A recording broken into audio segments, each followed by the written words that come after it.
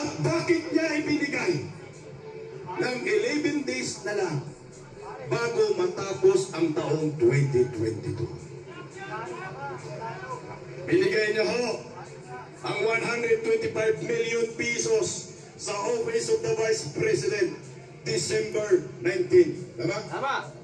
2022. Ilang araw na lang ang natira bago matapos ang taon na yan. 11 days. So ngayon, nasa batas na dapat ang pundo ng isang ahensya ay dapat ma-disburse mo, may gastos mo bago matapos ang taon. Kasi pag hindi mo magastos yan, maipabalik po yan sa Treasury, National Treasury. Si Vice President Inday Sara Duterte, alam niya gumamit ng confidential and intelligence funds. Meron siyang satellite offices na napakarami sa buong Pilipinas. Take note, first time in the history na mayroong isang Vice President of the Republic of the Philippines na nagkaroon ng mga satellite offices, Luzon, Visayas, and Mindanao. Kaya kung sabi mo, paano ginastos yung 125 billion, madali ho lang talaga yan. Dahil sa dami ho ng kanyang satellite offices.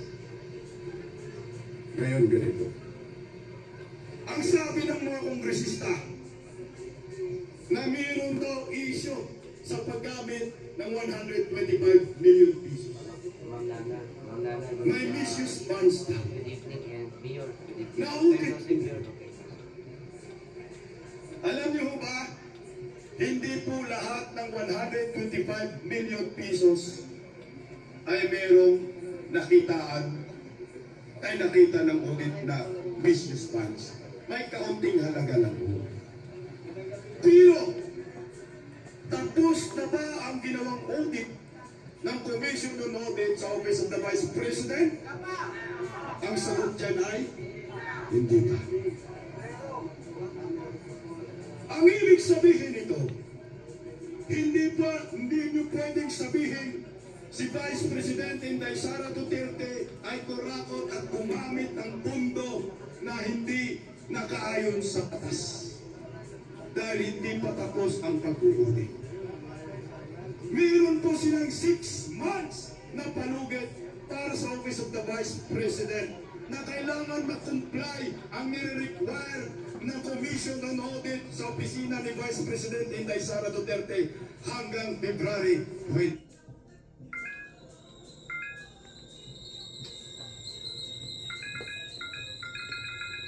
Wellness can be complicated, so take life one sip at a time with Tetley Super Teas. It doesn't matter if you're more urban, an adventurer, a foodie, sporty, a techie, or a mom. With Tucson's best-in-class standard safety and tech features, WA keeps you going.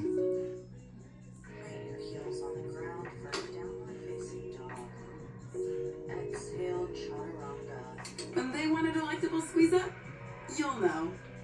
Deliciously delectable delectables. Squeeze up!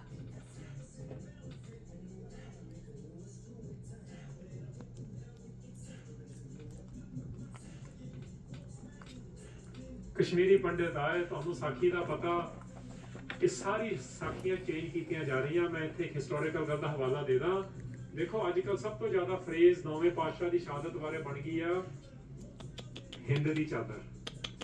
100 साल पहला सब तो ज्यादा popular phrase सी धर्म की चादर। हुण जद असीं खोज की चीज़ां बारे सी कि जब शहादत हुई उस वेले की क्या इंडिया का नैरेटिव चेंज होंदा रहंदा वो चेंज करते रहंदे ते अपने मुताबिक फ्रेज बना लेंदे ने। किसी गुरु नूं किसी एक कौम लई या किसी एक थां लई तां आपां शहीद नहीं बना सकदे ना। ये तो छोटा करना हो जू क्योंकि गुरु ग्रंथ साहब च आया वो जगत गुरु ने। Good job, bro. Good job. ਉਹਨਾਂ ਦਾ ਨਾਮ ਹੈਗਾ ਸੈਨਾਪੁਰ ਤੇ ਉਹਨਾਂ ਦੀ ਕਿਤਾਬ ਹੈਗੀ ਸਹੀ ਗੁਰਸੋਭਾ। ਹੁਣ ਰੀਸੈਂਟਲੀ ਉਹਦੀਆਂ ਇੰਗਲਿਸ਼ ਟ੍ਰਾਂਸਲੇਸ਼ਨਾਂ ਵੀ ਕੰਮ ਸ਼ੁਰੂ ਹੋ ਰਹੇ ਨੇ ਬਟ ਦੇਖੋ ਇੰਨੇ ਸਾਲ ਹੋ ਗਏ, ਸਿਰਫ ਐਡਿਟ ਕੀਤੀ ਪੰਜਾਬੀ ਚ ਮਿਲਦੀ ਹੁੰਦੀ ਸੀ, ਉਹ ਵੀ ਘੱਟ ਹੀ ਮਿਲਦੀ ਹੁੰਦੀ ਸੀ, ਬਟ ਹੁਣ ਇਹਦੇ ਚ ਇੰਟਰਸਟ ਹੋ ਰਿਹਾ। ਉਹਦੇ ਵਿੱਚ ਲਿਖਿਆ ਤੇਗ ਬਹਾਦਰ ਸ੍ਰਿਸ਼ਟ ਦੀ ਚਾਦਰ। ਇਹ ਹੈਗਾ ਕੋਟ ਪੋਇਟ, 10ਵੇਂ ਪਾਤਸ਼ਾਹ ਦਾ ਕੋਟ ਪੋਇਟ, ਜੇ ਆਪਾਂ 52 ਕਵੀ ਆਖਦੇ ਆ ਉਹਨਾਂ ਚੋਂ ਇੱਕ। ਉਹ ਕਹਿ ਰਿਹਾ ਸ੍ਰਿਸ਼ਟ ਦੀ ਚਾਦਰ। ਹੁਣ ਦੈਟ ਅਪਲਾਈਜ਼, ਕਿਉਂਕਿ ਸ੍ਰਿਸ਼ਟ ਮਤਲਬ ਹੋ ਗਿਆ ਹਿਊਮੈਨਿਟੀ ਜਿਹਨੂੰ ਆਪਾਂ ਕਹਿੰਦੇ ਆ।